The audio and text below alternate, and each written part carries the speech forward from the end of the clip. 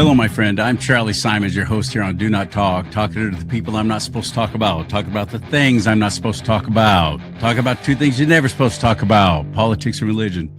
Everything you're not supposed to talk about, that's what I talk about on Do Not Talk. That's why it's called that. And thank you so much for tuning in. It's a very last minute show. I have a friend out in Florida who's been very, very effective and working diligently on election integrity with somebody who's been on my show several times before named Steve Stern.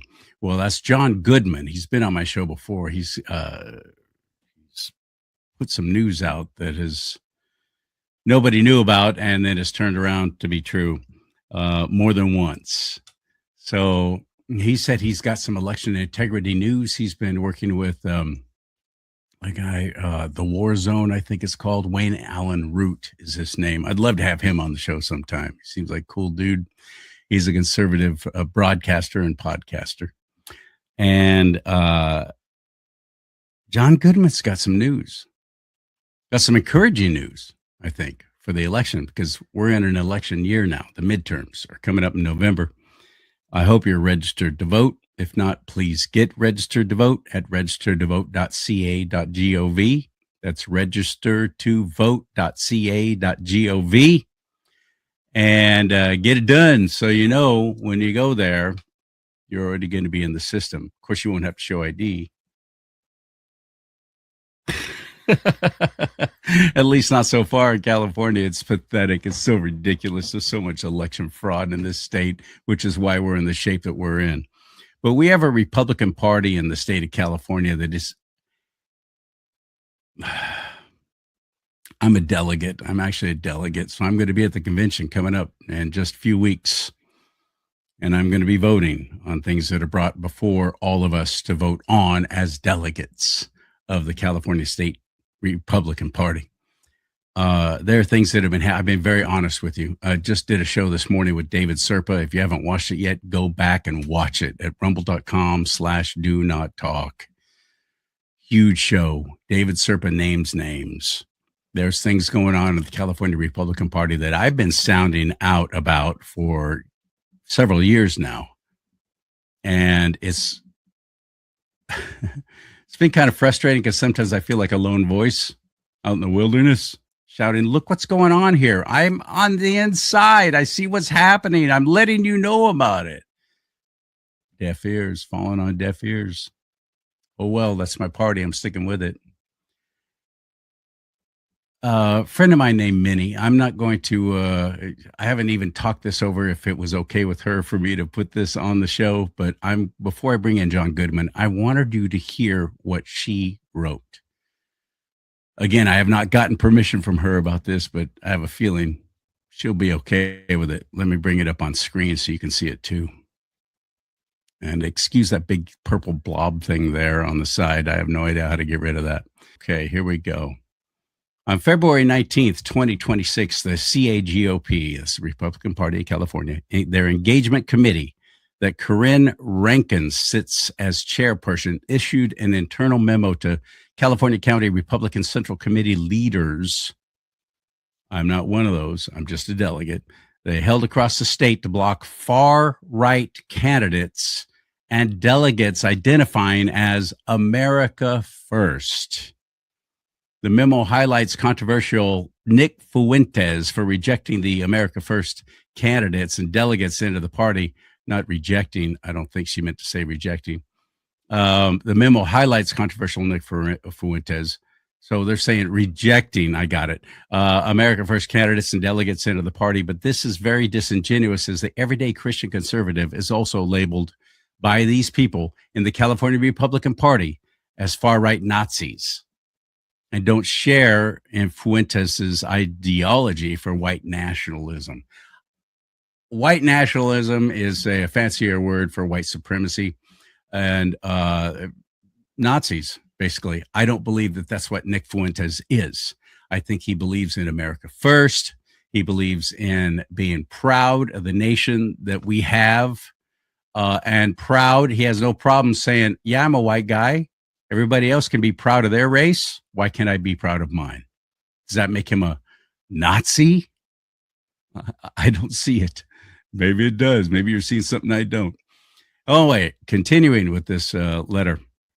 At the most basic definition, because there are many, the traditional American conservative is someone who values established customs, social order, and authority, often emphasizing the importance of family, community, and moral principles.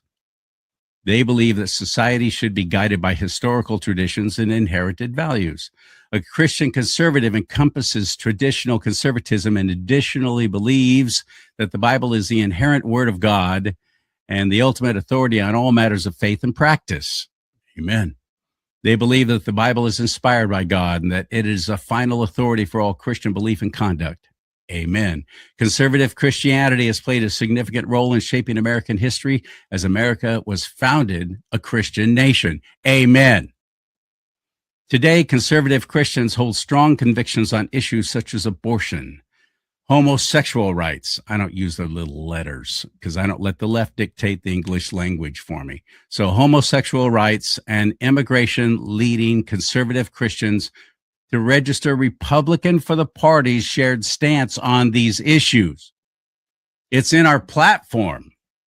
We support traditional marriage. We support, we are pro-life. In the platform, the California Republican Party actually tried to remove that a couple of years ago under Jessica Patterson, then chair of the party, and she turned out and her co-chair ran. And I thought, there's no way that all my fellow delegates are going to be stupid enough after suffering through what Jessica Patterson did to our party while getting paid $250,000 to be chair of the California GOP, which used to be a volunteer position, by the way.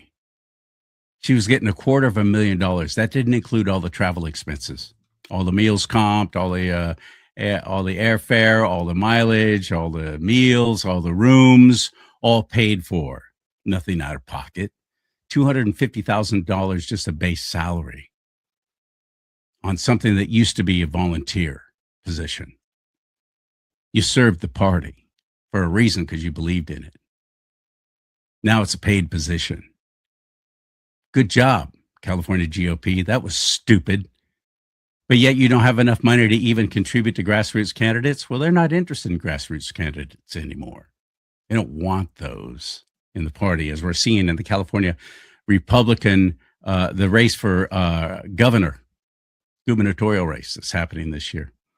They're not interested in grassroots candidates. So anyway, Corinne Rankin ran to replace Jessica Patterson and won in a very questionable vote with all kinds of there things flashing up on the screen about suddenly 100 votes went away here. And suddenly there was some kind of emergency thing on the screen. There's something wrong with the voting system.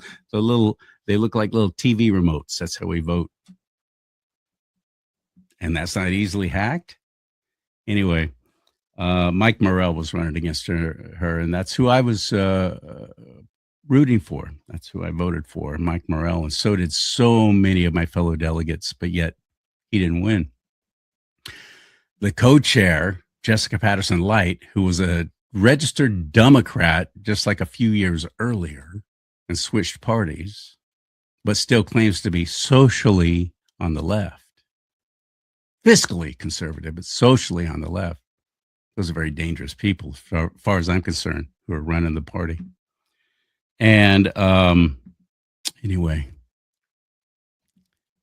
Corinne Rankin won. So I just wanted to fill you in, bring you up to speed on that. She's now the chair of the California Republican Party. Okay, so continuing.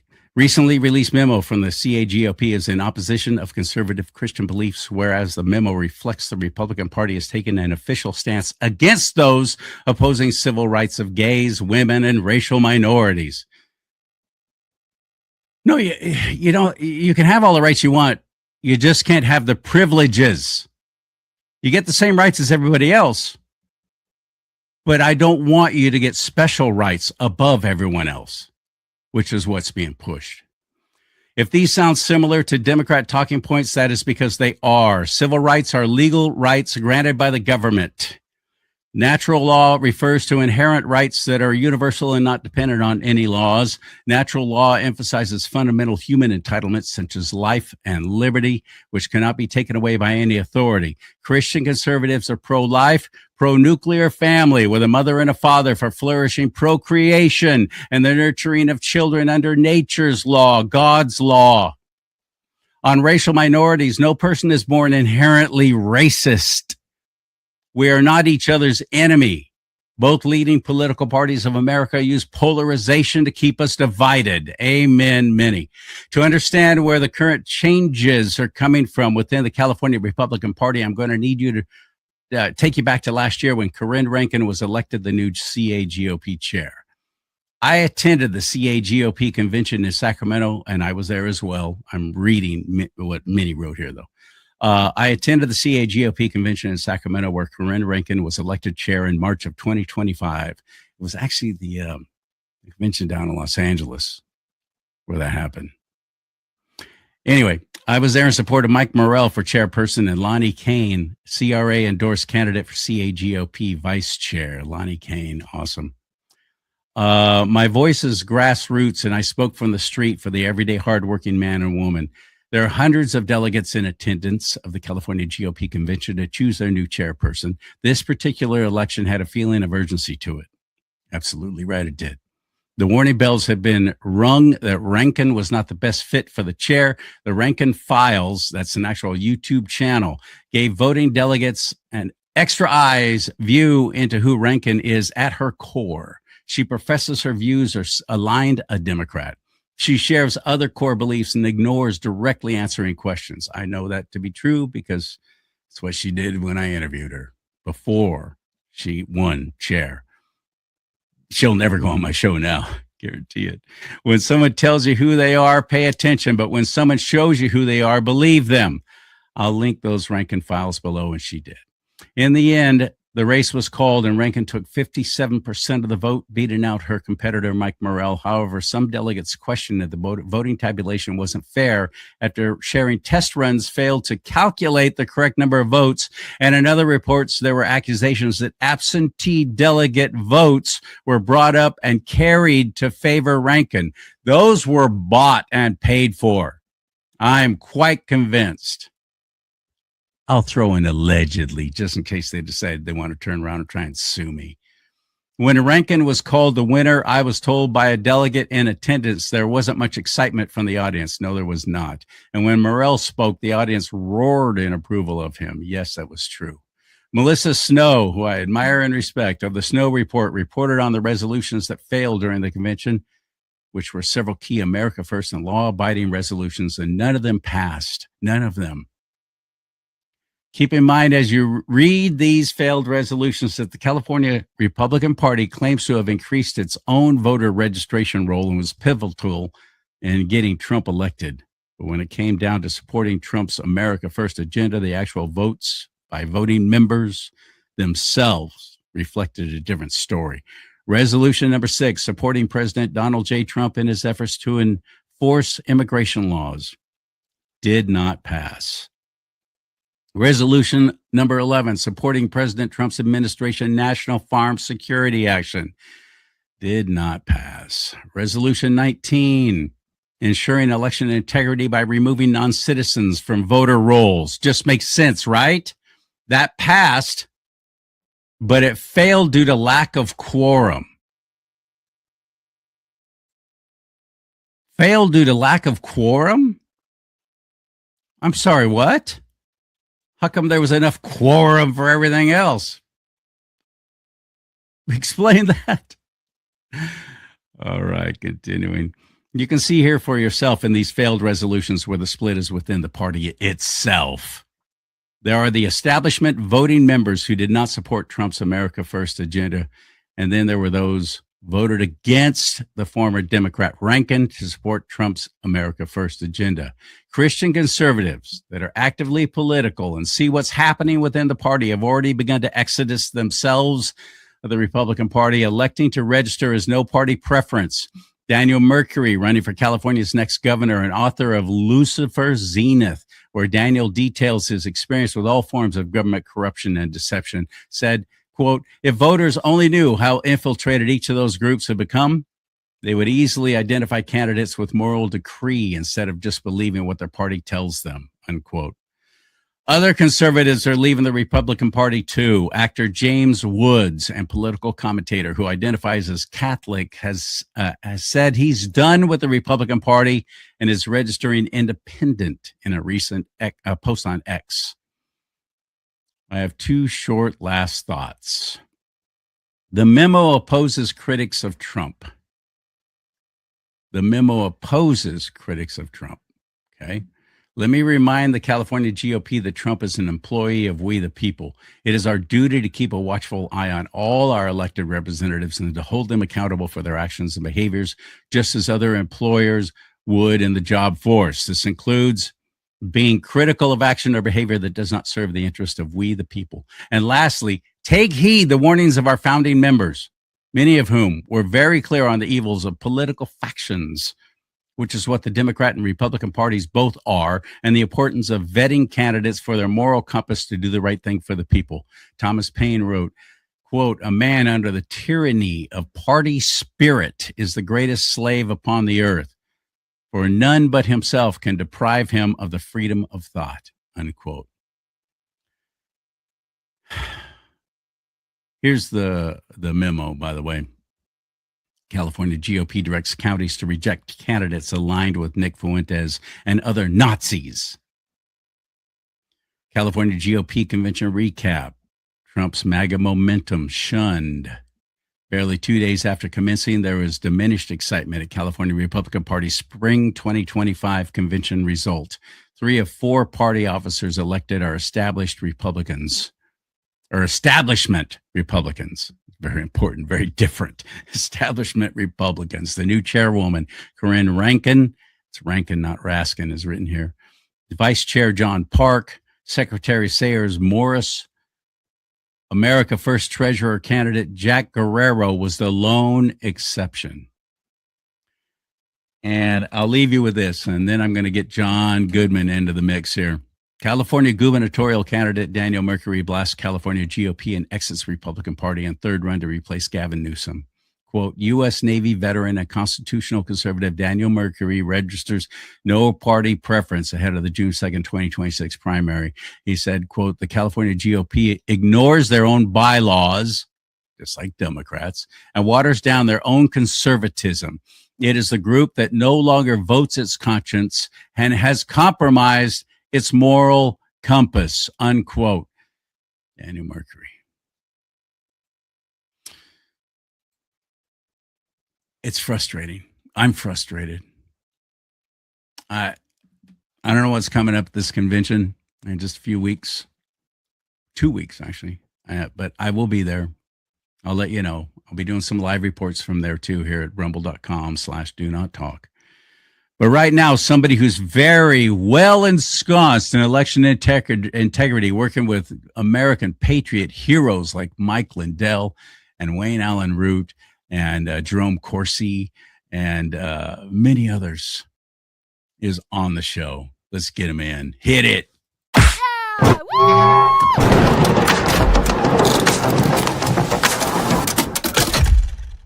what's up, my brother from another mother? How are things on the far East Coast? Well, they're very good, and a lot of productive work being done, and it's so great to be back on this show. This was one of the first. I never cared about podcasts, but Steve Stern, as you mentioned his name earlier, hooked us up, and this was actually one of the first podcasts I ever went on, and so it feels really good to be back with you today, Charlie. Well, I'm glad you're here. You've given us some great information in the past. You're the one that was talking about being a part of and helping in the planning of the executive order that President Trump has got, as far as I know, standing by and ready to go if the SAVE Act doesn't pass. What's the latest news out there in Florida? Well, I'll tell you, I took a very unpopular Republican stance when it came to the SAVE Act. And I've rattled some feathers, but now we're getting back on track. And this is what happened. As you recall, The original SAVE Act was focused on proof of citizenship and voter ID, yet it said nothing, zero, about the number one culprit of election fraud, which is mail-in ballot. It wasn't even in the SAVE Act, okay? Right. And the bottom line is it's the number one way illegal aliens they're cheating here in California, that's for sure. Yes. And anyone believes that an illegal alien hiding from ICE is going to go down to the election office to register in person is living in a fantasy world. Well, so here in California, they don't have to. All they have to do is get a legal driver's license and they can get registered to vote. No questions asked. And you're talking about motor voter, I assume. Motor voter law, yes, in California. Right. So I was not a big fan of the SAVE Act, and I'm not a fan of it now because and I'm going to tell you why. Number one, Donald Trump added to the SAVE Act mail-in ballot, no mutilation of children for transgender, and no men and women's sports. So now it is in Charlotte's web of a legislation bill that, by the way, is at least 10 votes short of the 60 vote threshold. And it is amazing to me that 80% of Republicans are standing on the bow of the Titanic, knowing that the SAVE Act is on a respirator. And the SAVE Act, I had a three-way call. I'm going to drop some names. The hell with it.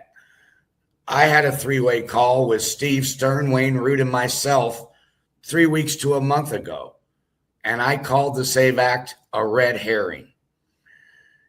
Everything in the SAVE Act dealing with elections is in President Trump's election executive order on steroids.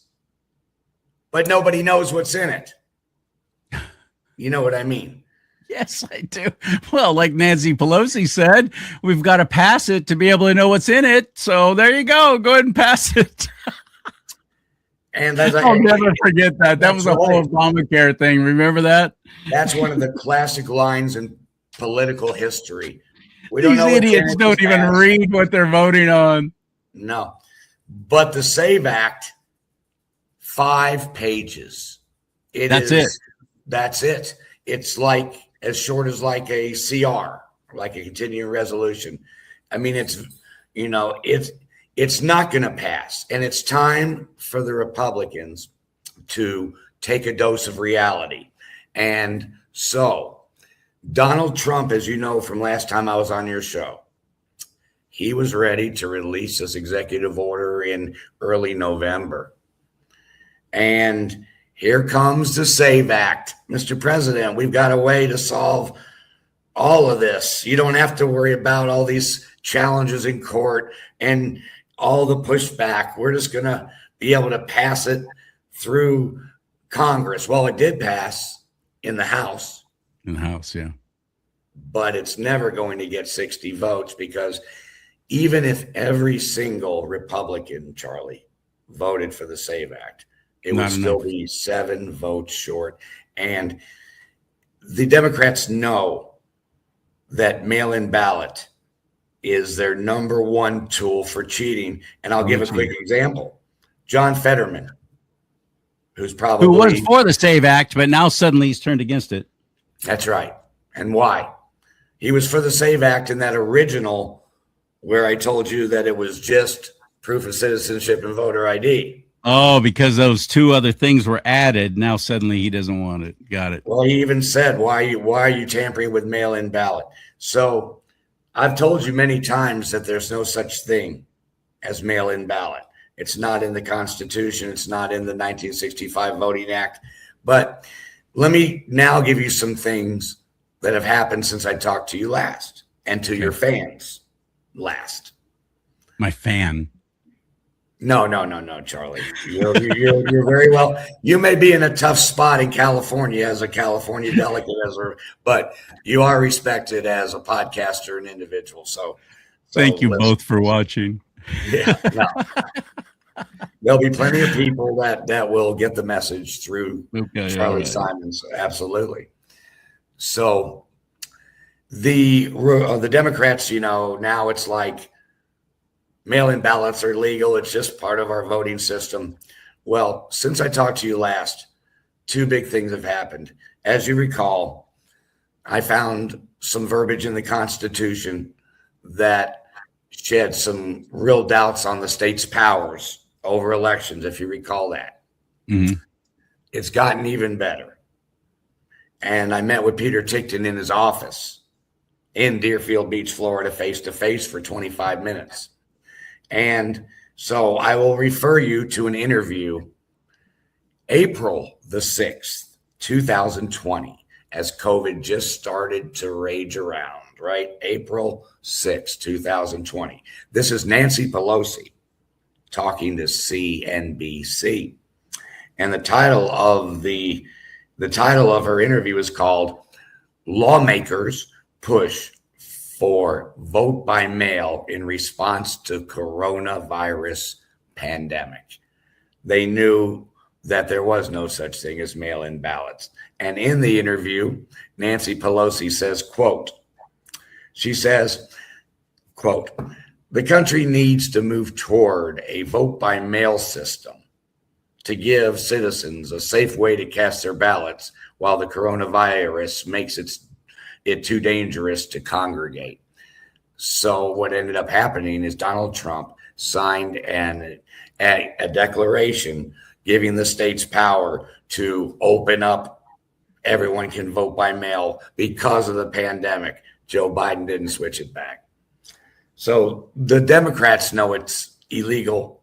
Nancy Pelosi, right there, was begging President Trump to That's the sign. same Nancy Pelosi, by the way, who showed up to the Chinese New Year celebration, which is now called Lunar New Year, to try and include all Asians, in San Francisco. She was actually there, their big celebration, all during the whole big COVID shutdown. She was wearing a mask, though, so it was safe. Maybe they This is the compare same it woman with- who's saying we can't show up to vote in person, so we better all vote by mail. What a scam that was. I'm so sorry that President Trump approved that because, to my knowledge, it is unconstitutional and should have never even been allowed. But yet here it is still thriving in states like California. Well, that's where I'm going, CharLee. By the way, I'm going to prove before this show's over that Miss Rankin's targeting of anyone that identifies as America First is illegal. I'm going to flat out prove it right now on your show, and maybe you take it back to the Republican delegates. Okay? I will. Okay. I will. So number one, besides the constitutional law that I submitted to Peter Tickton, and I went to his office because I wanted to have something as a backstop at SCOTUS because, well, first of all, the SAVE Act is hurt because it's delayed the release of the executive order because everyone's waiting for it to pass. It's not going to pass. No, heck no. They're going to drag it out and the whole thing they're going to filibuster and all this crap. And they want to take a spring break, an Easter break, as they call it. They don't want to deal with all of it. It's not important enough to them to put in this kind of work. Is there any question why almost every American at this point just hates our legislators in general, hates the Congress, hates the Senate? We're sick of it. We're done with it. We can't stand these people. And we watched John Thune, the majority leader in the Senate, throw a little dog show for all of the members of the Senate, and they all brought their dogs, and they had a little dog show after he had just said, oh, yeah, no, we just don't have the kind of time to really bring this to a vote right now. Well, the bottom line is this. Regardless of what I think about John Thune, regardless of what I think about the SAVE Act, the reality is it doesn't have the votes, and it's not going to get the votes. So Donald Trump needs to go ahead and release his executive order, which has been ready for several months. Okay, because as soon as he signs it, it's going to have a appeal put on it by the Democrats. They're going to challenge it. Then you've got to wind through the appeals process. And the goal is there has to be enough time to get it to SCOTUS. And now I'm going to tell you how the oral argument at SCOTUS is really, and this sounds very arrogant, is really awesome. And the Democrats will be out of gas at SCOTUS, even if a left-wing judge in appeals puts an injunction on it. It'll still be upheld and codified by SCOTUS. And I'm going to tell you. By the way, for anyone who doesn't know, is the Supreme Court of the United States.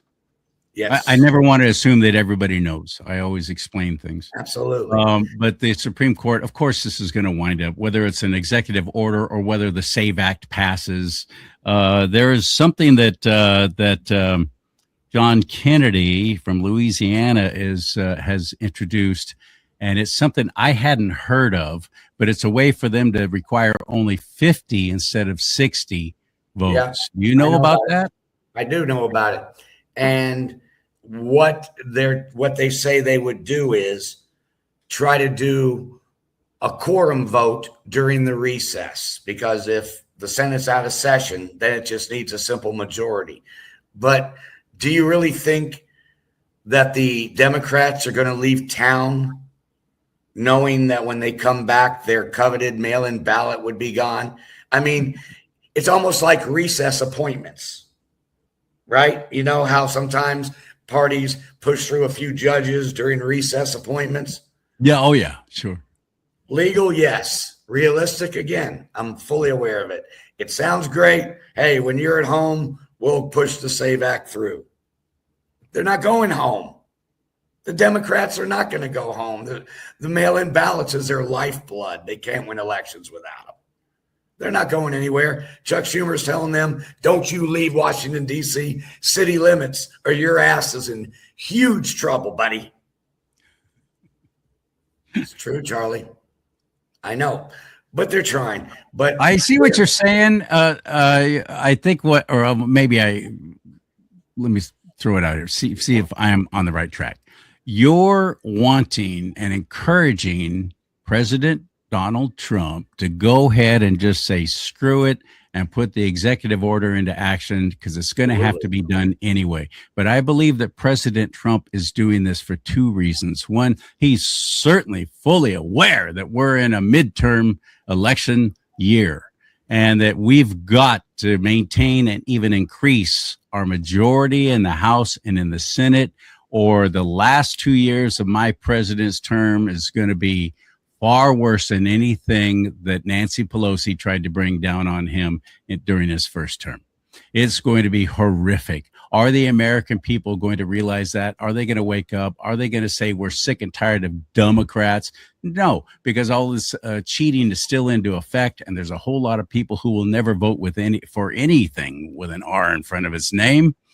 And he knows this, no matter how good it is for them, no matter how much better things are now. So I believe he's letting this process play out because he wants us to see who the real rhinos are.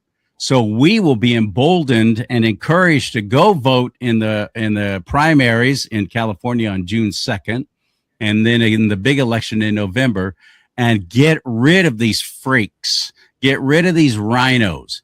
And it's happening in other states already who have earlier elections. But except for Florida, your state of Florida, what the heck happened? Suddenly you got a bunch of Democrats all running around there squealing with delight. Well, I'm telling you, what you just said is really playing a risky game, because what me and Wayne Root are calling it is 2 for the price of 1. If you want to sit there and fight for a bill that is a long way from passing, way short of votes, but release the executive order, then you have a legislative attack and an executive branch attack. And keep in mind, Charlie, if the SAVE Act doesn't pass, which it's very slim chance that it will, you can't appeal to the Supreme Court. Oh, my bill didn't pass Congress. No. But you can appeal if an appeals judge puts an injunction on a presidential executive order. Okay? That's important. The other thing is, I'll drop some more names. I called Scott Pressler. I called him myself. I had had enough because he's pushing the SAVE Act even when it was just proof of citizenship and voter ID, with not even a mention of the number one culprit of the fraud, the mail-in ballot, over 50 million per election over the last 3 cycles. And he didn't want to hear it. He had a meltdown. He did. Yeah, I don't care. It's true. He had a meltdown. He would not even acknowledge the fact that the SAVE Act is in bad shape. He would not acknowledge that it's not mail-in ballot strong enough. Wouldn't acknowledge anything. And if you notice and then I've been watching him, his posts now are dealing with the Department of Homeland Security, and he's running for city council or something in Beaver County, Pennsylvania. So he convinced a lot of Republicans. I don't know what it is, whether it's that he goes to Capitol Hill in looking like a cowboy with jeans and hair down to his shoulders, and so Democrats want to look like, hey, everybody's got a voice, we'll talk to this guy. I don't know what the motivation is, but why the Republicans continue, Mike Lee, continue to say that the SAVE Act is got hope, is delaying Donald Trump, delaying it, running through the process. And if it doesn't get to SCOTUS in time, we will have millions of illegals voting mail-in ballots, and the Democrats will take back Capitol Hill, and Donald Trump will likely be impeached. And if they use him and somehow are able to take both houses, he could be thrown out of office. Actually removed from office. Yeah. Yes. So I want to tell you the other reason why me and Wayne Root and some other national people, I'm not the national people, they're the national people. I found something else that is extraordinary. And if you found it, I'd call it extraordinary. I wanted to find something that gave that, if he released it and it got to the Supreme Court, something that was irrefutable, that the court could not rule against his EO, could not in a million years rule against it. So I started looking at every Supreme Court case from 1950 to this present. Is the stuff that John Goodman does that I love. He does stuff. He does what media people used to do, investigative journalists. That's what he does. Go ahead. I can't wait to hear this. Yeah, started with 1950, and I went through thousands of cases to find something that might help when Donald Trump's election EO, if it ever makes it to SCOTUS, if he'd ever get off the SAVE Act like everybody else, a dying Titanic, and release it. There's a decision over 30 years ago from the Supreme Court, and I will tell you right now, it's from 1995, and it's called Term Limits v. Thornton. And everyone listen very closely to this, because the powers to be are extremely happy to have this. This is going to blow everybody away right here. 1995, Term Limits versus Thornton. It was a case out of Arkansas where an incumbent was gearing up to run for re-election, and the Arkansas legislature, without a vote or without on any ballot, just instituted term limits. Said you can't run. Just on their own, their little never took it to a vote or anything. Nothing. This is what we're doing. Okay, gotcha. And it went to the Supreme Court. And as you know, the Democrats say that they can do mail-in ballots for all and do all this crazy stuff that's not in our voting laws because the Constitution says that states determine the time, place, and manner of elections. I'm not sure. Oh, that's the key word, manner. Which is called the Elections Clause. Yeah. Article 1, Section 4, the Elections Clause states control elections, time, place, and manner. I'm not sure what manner means, but this is what the Supreme Court in 1995 said, because this was a case about candidates and term limits and elections, and their decision morphed into this. And I'm going to read it, quote, and it's just, I'm going to read the couple paragraphs. I'm not reading the 29 pages of the written decision. All right. All right. Okay. Thank you. We all thank you.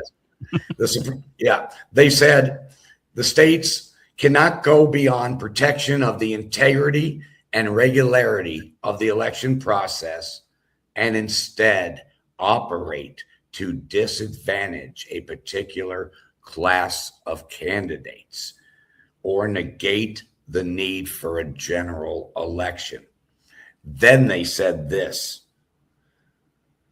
They said the framers understood the Elections Clause, which is what the Democrats hide behind for their reason to be able to do all this. So let me say that again. The court said, quote, the framers understood the Election Clause, Article 1, Section 4, as a grant of authority to issue procedural regulations and not as a source of power to dictate electoral outcomes, favor or disfavor a certain class of candidates, or to evade constitutional restraints. From the Supreme Court, 1995, and my friend Peter Tickton tells me this. He loves it as what he called a backstop, as part of an oral argument if this EO lands at the Supreme Court, which if he doesn't release it soon, it's a moot point. Only once. The Supreme Court was formed in 1789, CharLee. You probably already knew that. Only once in the history of the Supreme Court has a current Supreme Court overruled a decision from a prior Supreme Court. Once in history, Roe v. Wade. It's the only time. And here we have the 1995 Supreme Court that says the states, under the Elections Clause, it's procedural. And now we'll get back to Miss Rankin, who said that she cannot allow Miss Rankin, who you read in your opening monologue, CharLee, right? Yeah. Who said that, right? What'd you say? America First candidates cannot identify. Yeah, that's right. Not welcome. Yeah, that's right. Well, how about in that decision I just read, it said that they cannot favor or disfavor a certain class of candidates. So this is a widely unknown Supreme Court ruling. And just to put the icing on the cake, at the time of this ruling, it was a 5-4 Democrat majority court. That was Bill Clinton. Those are Bill Clinton days. Yeah, the written majority decision. Ruth Bader Ginsburg, of course, Justice Souter, Justice Stevens. So they will be out of gas at the Supreme Court because the Supreme Court already rules that the states cannot F with our elections, that it's procedural. And they have gone way past procedural, like changing our voting laws, because I don't think absentee ballot even exists anymore. I don't know if it does either. That's a good question. Why do you need it? Anybody when everything's vote by mail, you don't need to set up certain absentee ballot recipients, which what that is those are military folks who served overseas, so they're able to vote. People who are, maybe in a care facility and they can't get out so that they can vote. You're absolutely right. Why do you need absentee ballots? You don't. And you don't if everybody's getting a ballot by mail, and many getting more than one, by the way. Absolutely. And I will tell you that along with that oral argument, which quotes the 1995 Supreme Court ruling, which is very effective, he was really pleased to have that. And I spent about 2.5 months going through these cases. I haven't been on your show in a while, Charlie. No. And when I came across that case, I popped out of my chair in the office like, I had just had the Powerball numbers sent to me a text, But and the Supreme Court ruling is probably the number one beautiful thing, but also there's several things constitutionally that they're going to combine with it if it gets to oral arguments, and that is Article 6. Listen to this. This is straight out of the Constitution. Remember, at the Supreme Court, you want case law and you want constitutional law. You don't want the expert said. This guy believes that this is what should be. You want unrefutable. And are you going to refute the Constitution if you're a Democrat? Well, many do, yes, but no, I don't. But they are technically unrefutable. So anyway, Article 6 in the Constitution is also key because it says the Constitution and the laws of the United States shall be the supreme law of the land, and the judges in every state shall be bound thereby. Anything in the Constitution or laws of any state to the contrary, notwithstanding. Article 6, boom. Motor voter, right? Article 15 in the Constitution. American citizens are afforded the right to vote. American citizens. It's near the top of the Constitution. So, and California is not even hiding the fact that they're giving IDs and voting rights to illegal aliens. You've known it longer than most people have known it, Charlie. Right. So there are 3 articles in the Constitution that 37 of the 50 states are directly violating. Plus, they're going to be in for a surprise when they get dropped the 1995 ruling that their power is procedural and changing election laws does not fall under the Elections Clause, Article 1, Section 4, which we've all thought, and I alluded to this before, we all thought that the states could do whatever the hell they want. So we've got a hell of a oral argument, and I'm sure Peter and the other attorneys will have some additions and editing, and because I'm not a lawyer, but I can read. I can read the Constitution, and I can read a Supreme Court decision. And I don't need to be Albert Einstein to do that. If anybody is questioning the importance and how vitally important it is, not only to our present, but our future, that President Donald Trump is in that office, think about where we would be if it were President Kamala Harris right now. Would any of this be happening? Would any of this be exposed? Most certainly not. They were railroading this nation into a one world government, a new world order. And especially with California, you bring down California, you can bring down the rest of the nation. Total collapse. As Hillary Clinton, the wicked witch of the wherever she's from now, once said, you have to break a few eggs to make an omelet. They were absolutely willing to burn this entire nation down and rule over the ashes because it's all part of the whole depopulation, one world government, new world order. President Trump has stood against that. He's gone after the cabal. He's gone after the deep state in ways that it would have never happened if he were not in office. The last thing I'm ever going to do is criticize President Trump for not using just the right language or anything else right now, because I am so grateful that he is there. Thank you, Lord, for this opportunity. Thank you very much. Please protect and pray for the president. Please pray for his protection. Pray for the protection of his family, of his cabinet, his administration. Can you imagine the attacks that they're going after, the plots against them, the ways to destroy him, dismantle him, take him down, even kill him? Can you Yeah. imagine the people who want to see him go away? It is extremely wicked, and we're fighting against spiritual forces. We've got to be praying. We've got to get with the Lord, our Creator. We got to be praying through Christ Jesus. If you don't believe in my Lord and Savior Christ Jesus, I hope you'll reconsider that, because I care about you. But if you don't, just pray. Pray to the Creator for protection of President Trump. I can only imagine what it must be like for him every day, and who wants to ruin him and destroy him. I am praying that he releases the executive order soon, because the executive order, as I've explained, will hold up. But the time frame is the biggest concern, because and we need it now. We got to be moving. We're only a couple of months away from the primaries. Look, you know that an appeals, a left-wing radical judge that puts an injunction on it, Of course.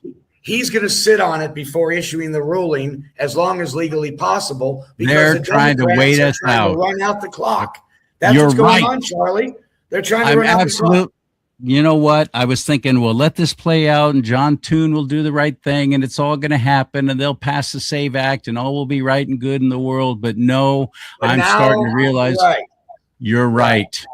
You know, Right. when Donald Trump initially held off, when the SAVE Act first came out, to wait and see how it went, mail-in ballots weren't even in it. So then he added it, or he made them add it.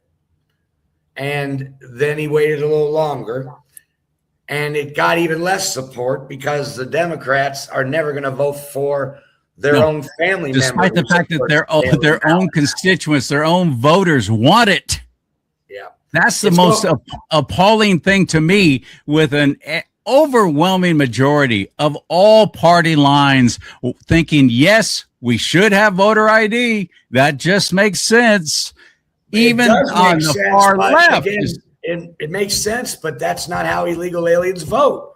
They vote by mail. Yeah, they vote by mail. Yeah, you're absolutely right. You know, CharLee, so he's got to release that to give it time to wind through the judicial system, in time to get to SCOTUS. And then even after it's upheld at the Supreme Court, you know, I told you, he's going to be putting some cameras in voting state. It's just not an overnight process, and I'm getting very concerned. And the biggest concern of mine is that, and this is going to be a strong statement, we talk about the Democrats having Trump derangement syndrome. For whatever reason, and I'm a loyal Republican, the Republicans seem to have SAVE Act syndrome. And maybe it's a ceremonial thing, you know, these are two root things and there's no reason why it shouldn't pass. But the reality is it's not. And the reality is that although voter registration, proof of citizenship, and voter ID are important, that's not the number one culprit of cheating. There'll always be cheating in our elections, but it used to be in the thousands, not the millions. And so the oral argument is strong as rock, but Donald Trump, there's no reason to wait anymore. Surely, as you said, he knows it's 10 votes short. And I don't know if your fans and viewers who are all over the place saw the new amendment that Lisa Murkowski just tried to slap onto the SAVE Act, making it okay if you're an illegal alien 55 or older, you don't have to prove your citizenship or show voter ID. And that's a Republican. So I would say the two-prong approach is the way to go. The SAVE Act is on a respirator at Memorial Hospital, and the executive order needs to come out, CharLee. And if the people that support the SAVE Act could see what's in the executive order, they'd be happy. No, it doesn't have men and women's sports in it. No, it doesn't have no mutilation for children for transgender. No, it doesn't have that. But as far as elections, the people that are on the sinking Titanic SAVE Act would be happy with the executive order. It needs to be released. We've got to do it now. This is imperative. We're in an election year. That, CharLee. You know, it's been ready. Then the SAVE Act ended up being a big red herring. I hate to say it. And I wish it had passed and it was all lovey-dove kumbaya. But the Republicans better get a dose of reality. It's not passing, and the time is running, and the Democrats are more than happy to debate the SAVE Act until the end of time, because as long as they can preserve mail-in ballot, they are good shape. All they have to do is stall it long enough to get through this midterm. That's what they're counting on, to get through this midterm election year. All they have to do is stall it long enough to where they still have all their voting, cheating crap in place. And then they can attack if we can't get a majority in the House and the Senate. Yep, it's absolutely right. They're running out the clock, and I hate to say it, they're doing a pretty damn good job of it at the moment. And, you know, the Republicans are not helping themselves at the moment. That's for sure. And, you know, look, I did have that tense conversation with Scott Pressler. He does have a lot of followers. He's an influencer, but he is sending his message to the road to nowhere, because it's time to finally say, we gave the SAVE Act. I pushed it. I tried. I this, I that. But now we have to get behind the executive order from President Trump, because we just don't have the votes. I mean, if you really are an American patriot, at some point you have to look at the reality, because we're on a path right now where mail-in ballots are going to ruin this country in November. And I will add this. There are about 20 million more illegal aliens in this country now than there were in 2020 because of Joe Biden. At least. So if you think mail-in ballots was a problem, there's more. Oh, at least. So if you think mail-in ballots was a problem in 2020, one might say you ain't seen nothing yet. I have a friend in Kentucky. He's well-connected Democrat. He's a friend. He's more of a Clinton Democrat. He's not, you know, a squad member Democrat. But he says that the Democrats look at the midterms as their last chance to take down Donald Trump. And they're not talking about assassinating him, but take him down. They've tried 2 phony impeachments. It didn't work. They've tried 4 trials. It didn't work. And he told me that between mail-in ballots and the Democrats are going to show up in droves, even the ones that aren't using phony mail-in ballots. At the same time, Donald Trump's not on the ballot. This is shaping up for a major league disaster. And I wish I had better news. If the EO comes out soon, not in July, it won't be in time. It's going to get challenged by a left-wing judge at the appeals level. We've said that all along. We've talked. And like you said, they'll sit on it until right at the very last minute, just to again play out the clock even more. Exactly.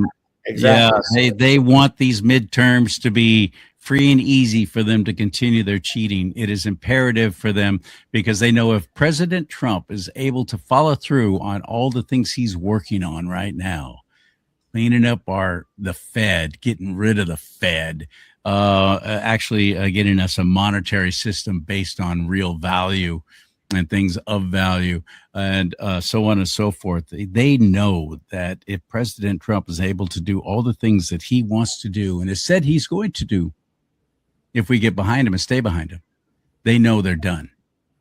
They're done. You're right, Charlie. You're right. Because really, yeah, we've got crazy Democrats. We've got the Iran conflict. But as far as Trump and his power and his able to lead and continue to make the great decisions that he's always made, the real last hurdle is the midterms. If he gets through the midterms, the last 2 years of his term will be the golden age, because they won't be able to make up phony impeachments. They won't be, because we'll still have control on Capitol Hill.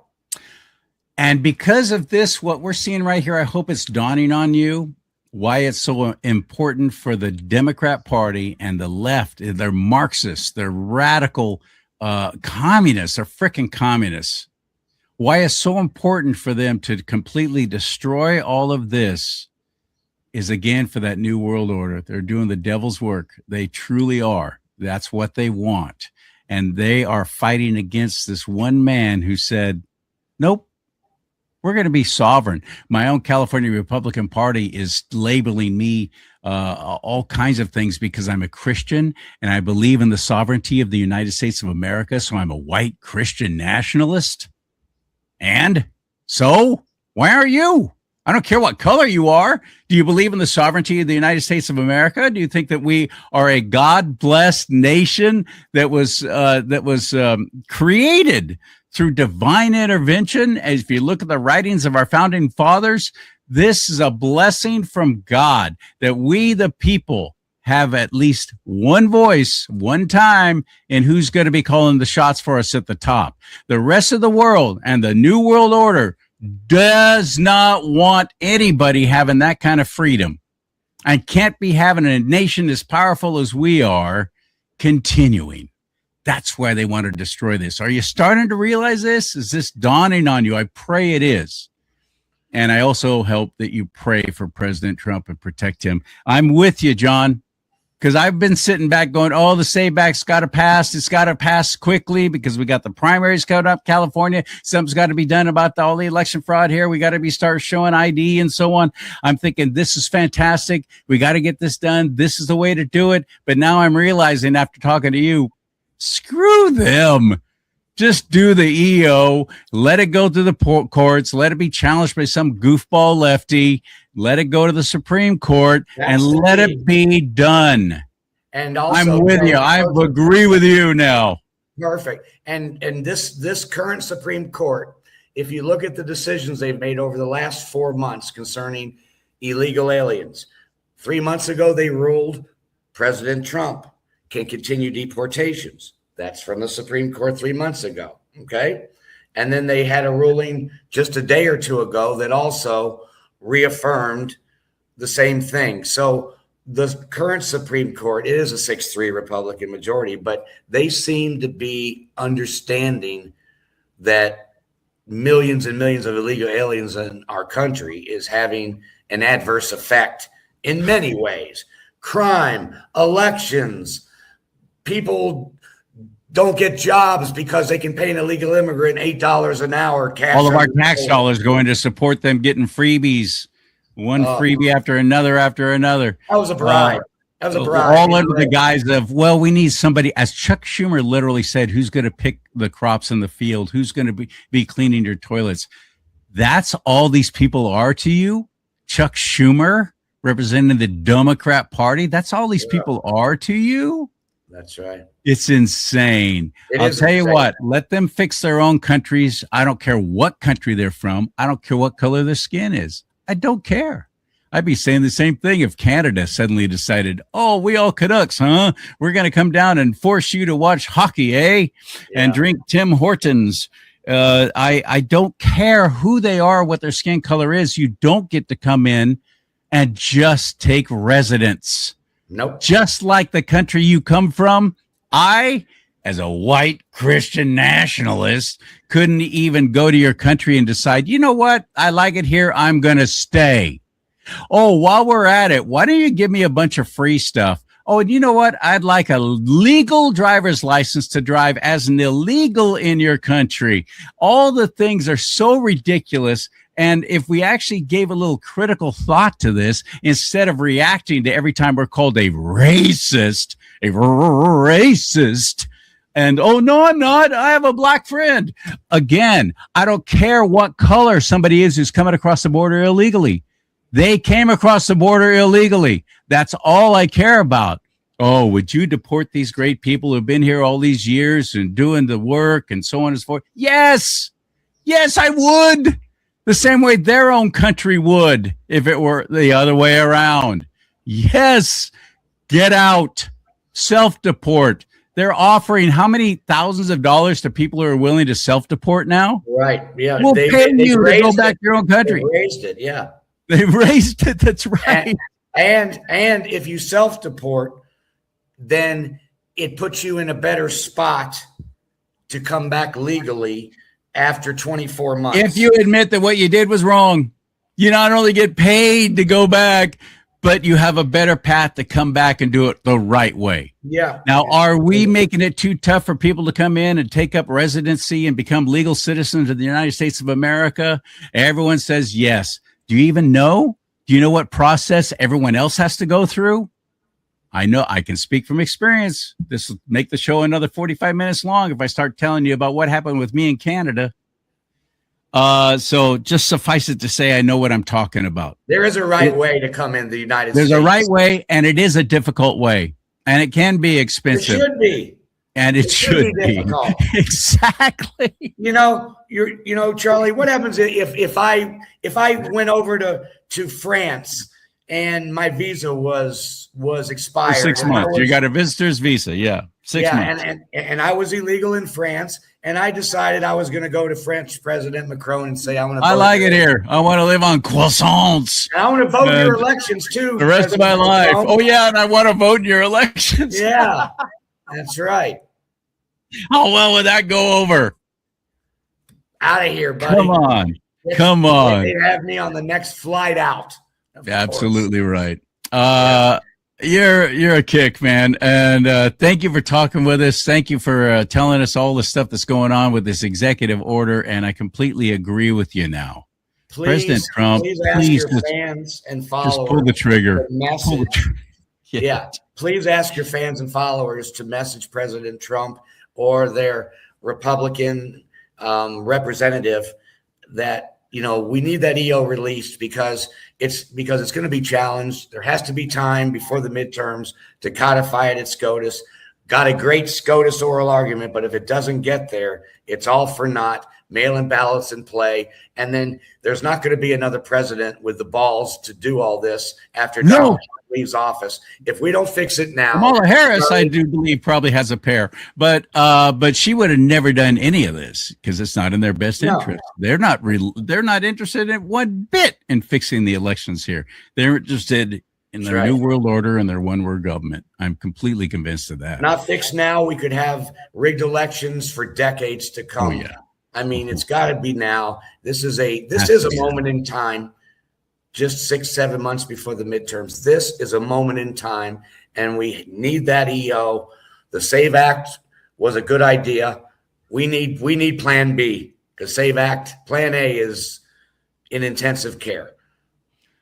I sometimes forget to open the chat room. This time I did though. Yeah, and I love this, Linda Falseman. I'm going to show what you just wrote on here. EO, oi, oi, oi. Is that now, right? Yeah, exactly. And EO, Linda's oi, right. oi, oi. Linda's right. All right, my friend. Thank you, man. It's great seeing you again, John Goodman. Enjoy life in the actual real United States of America.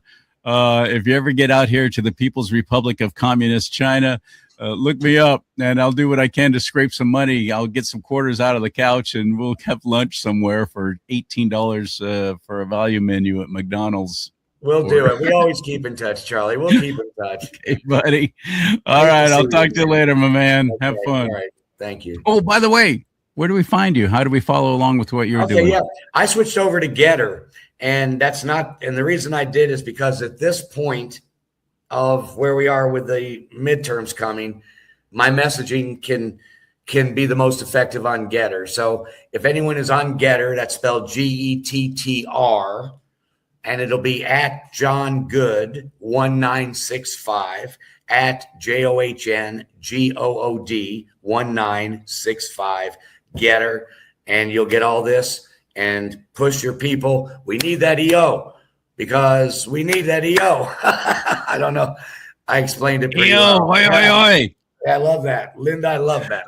Yeah, man. I'll talk to you later. I need to get over on Getter too. I do. YouTube's giving me 2 strikes, 1 more, and I'm out. This show may do it. Who knows?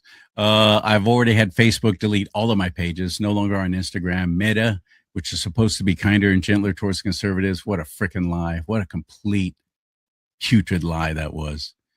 The censorship that's going on right now during President Trump's reign is worse than ever.